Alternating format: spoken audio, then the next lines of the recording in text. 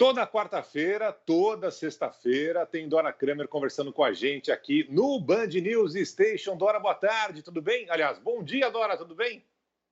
Bom dia, Barão. Bom dia, Bom Carla. Bom dia. dia, todo mundo.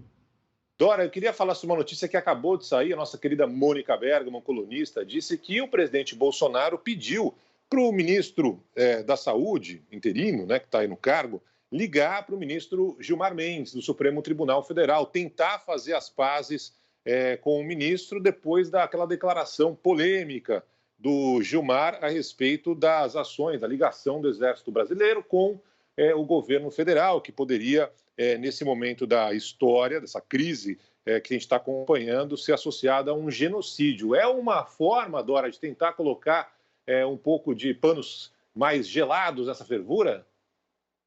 Olha, não é só uma forma, é um gesto, evidentemente. O gesto já era esperado, porque ninguém podia imaginar, quer dizer, ninguém, alguém poderia até imaginar, mas não seria lógico, não seria crível, não seria de bom senso, não seria realista imaginar que fosse do interesse de parte a parte, aí, governo, militares, Supremos, ministro Gilmar, continuar a botar mais fogo aí nesse pequeno chamo de crise, porque eu acho assim com uma facilidade que a gente chama as coisas de crise, não tem crise nenhuma.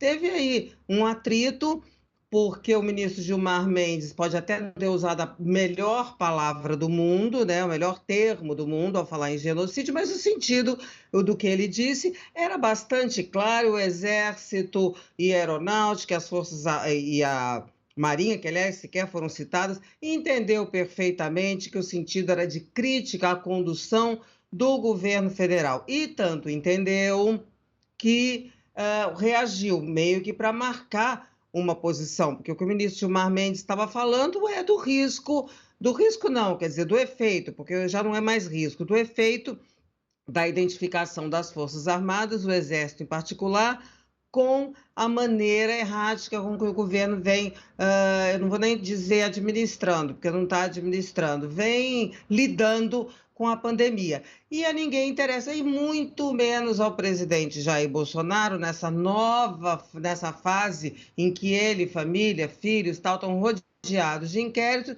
ter problemas com o Supremo Tribunal Federal. Então, isso aí foi um episódio, eu não vou chamar de crise, um episódio que vai se resolver assim. O ministro Gilmar Mendes não pediu desculpas, porque considerou que não havia nada com que se desculpar, e o presidente Bolsonaro, pensando na própria condição, pediu que se fizesse aí um meio de campo e vai ficar tudo por isso mesmo. O que não fica por isso mesmo é ao que o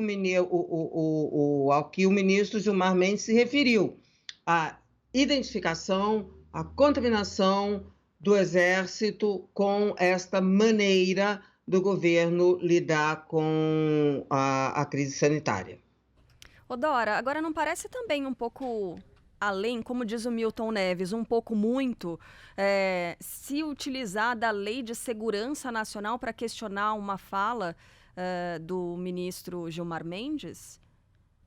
Bastante muito, né? Mas hoje o uso da Lei de Segurança Nacional, ela está servindo para qualquer coisa, né? Tereteté se lança a mão. A questão seria o Congresso acabar com essa lei, revogar essa lei, mas isso não dá nem para pensar, né, nessa hora, quer dizer, se não se fez até agora, muito menos se fará nessa hora. Agora, você vê que já se estava imaginando, já se estava avaliando que a PGR, Procuradoria-Geral da República, não daria andamento a isso, a tal da... Não é queixa, é notícia, né? Notícia de fato, representação feita pelo ministro da Defesa contra o Gilmar Mendes, não daria prosseguimento e que se desse, porventura, por uma loucura na cabeça do Aras, o Supremo Tribunal Federal se encarregaria de tornar isso sem efeito. Eu acho que com esse telefonema, com essa sugestão, essa ordem do presidente da República, fica tudo resolvido por isso mesmo.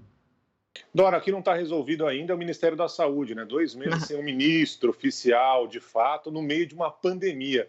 Parece uma das situações mais malucas da democracia brasileira, de fato é. Agora se fala na possibilidade de finalmente se achar um ministro.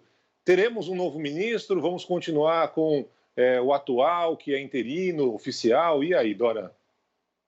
Olha, eu quero primeiro falar dessa sua gradação de maluquices, né? Estou achando difícil a gente montar essa escala de uma maneira assim correta, de uma maneira realista, porque cada dia tem uma que parece melhor que maior que a outra, né? Mas enfim, você vê que essa questão do ministro da Saúde está no fundo do que disse ao pano de fundo desse atrito aí do ministro Gilmar Mendes, porque ele se referiu, quando ele falou isso, ele partia do princípio, era uma análise justamente sobre a condução do ministério, o fato de não ter ministro e tal. Então, e com esse atrito, essa questão, ela agora assumiu um outro caráter mais urgente. Agora, a questão é como também na educação e em todas as áreas, eu acho que aí já não é o ministro, embora seja uma questão. Mas vamos que o governo consiga achar uma sumidade, uma coisa assim, o bamba do universo na saúde. Não adiantará nada se esse bamba do universo, essa pessoa fantástica, espetacular, competentíssima, não conseguir trabalhar. A gente tinha lá no início um ministro que ninguém sabia que era bonzão, que era o Mandetta, se revelou, né? Nem eu, ele como deputado, eu não tinha esse contato, não conhecia que o Mandetta era uma pessoa bastante competente e tal. Enfim, é uma atuação aprovada por todo mundo, no entanto, não conseguiu trabalhar. Então, é aquele negócio. O problema não é o ministro, o problema é o presidente. Se ele deixar a pessoa trabalhar, não tentar com que essa pessoa siga ordens completamente em desacordo com a ciência, ok, mas se for para imprimir a mesma lógica, o mesmo caráter, a mesma dinâmica, mas pode nomear Jesus Cristo que não vai adiantar. Ô Dora, tem mais um assunto para a gente discutir. A gente teve a notícia nessa manhã da morte do ex-presidente da Câmara, do Severino Cavalcante. Eu me lembro que o baixo clero, né, num passado bem próximo, o baixo clero não ascendia, né, a posições mais elevadas, como presidência da Câmara, enfim. E o Severino Cavalcante foi uma das exceções, né? Ele chegou à presidência da Câmara e era do baixo clero. Eu queria que você dividisse com a gente, por favor, as lembranças que você tem e qual é a sua análise desse período em que ele passou comandando a Câmara dos Deputados, né? E também no período em que foi parlamentar.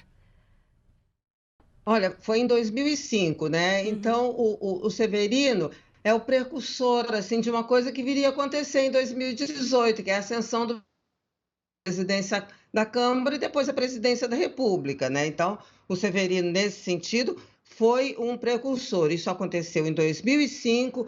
E por que ele foi eleito? Resultado de desarticulação do governo do Congresso. Na época, o PT e o governo insistiram na candidatura do deputado Luiz Eduardo Greenhalgh, que era uma pessoa bastante mal vista dentro do Congresso, por posições ideológicas, não por nada, tá?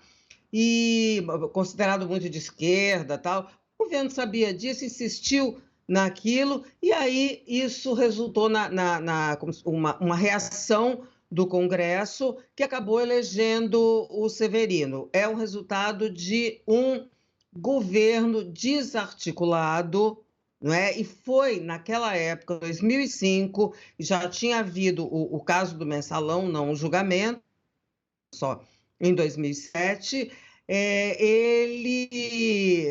2007 ou 2009, já não me lembro mais, enfim. Foi acho que a primeira e mais significativa reação do Congresso ao governo do PT. Vinha uma insatisfação surda e essa insatisfação se materializou na eleição do Severino. Insatisfação essa que não impediu o presidente Lula de ser reeleito e depois de eleger a Dilma Rousseff 2 vezes. Eu lembro de uma história, né, que o Severino chegou com o Lula para negociar. Eu quero aquela diretoria da Petrobras, mas qual diretoria, Severino? Aquela que fura poço, né? E desde então essa a que história... fura poço que interessa. A que fura poço que interessa, né? Mas qual é o nome? Não sei, eu só quero a diretoria que fura poço, né? Evidentemente que era um pouco do que a gente vê há muito tempo, né, nessa negociação, porque evidentemente que a diretoria que fura poço é que dá dinheiro, né? Então é isso que o Severino queria. Agora o Severino Cavalcante morreu depois de assumir a presidência da Câmara. Fala, Dora. Não, era isso, é só para lembrar que eu acho que a gente não falou, vocês talvez tenham falado no noticiário, que ele ficou um curto período, agora eu não vou lembrar exatamente quanto tempo ele ficou, e acabou precisando renunciar à presidência da Câmara para não ser cassado. Por quê? Porque pagava uma graninha chamada de mensalinho para o restaurante, um dos restaurantes da Câmara funcionar. Então, o dono do restaurante tinha que pagar um pedágio Propina de para o 10 mil Severino reais Cavalcante. mensais. Olha, tudo a ver, gente, tem comparações. O Severino não deixava de rachar, entendeu? O espaço da Câmara, se é que vocês me entendem, a comparação, acho que não é tão enigmática assim. Rachar o espaço da Câmara com entendeu? Ganhar uma grana ali para deixar o dono do restaurante usar. E ele teve que sair e depois virou ficha suja, nunca mais. Enfim, lascou-se todo o Severino. Se ele não tivesse ido à presidência da Câmara, acho que não tinha renunciado a nada, não tinha perdido o mandato, não tinha virado ficha suja, estava lá no canto dele, abrigado no baixo clero. Aqui a gente aplica aquela expressão que a Carlita gosta. Do cachorro novo não entra no mato com velocidade. É preciso ter cuidado, tá? Isso se aplica a aplicação ampla, geral, e talvez um pouco restrita. Um pouco restrita, Dora. Um pouquinho. Dora Kramer volta na sexta-feira conversando com a gente. Um beijo, Dora. Até lá. Tchau, até lá. Beijo.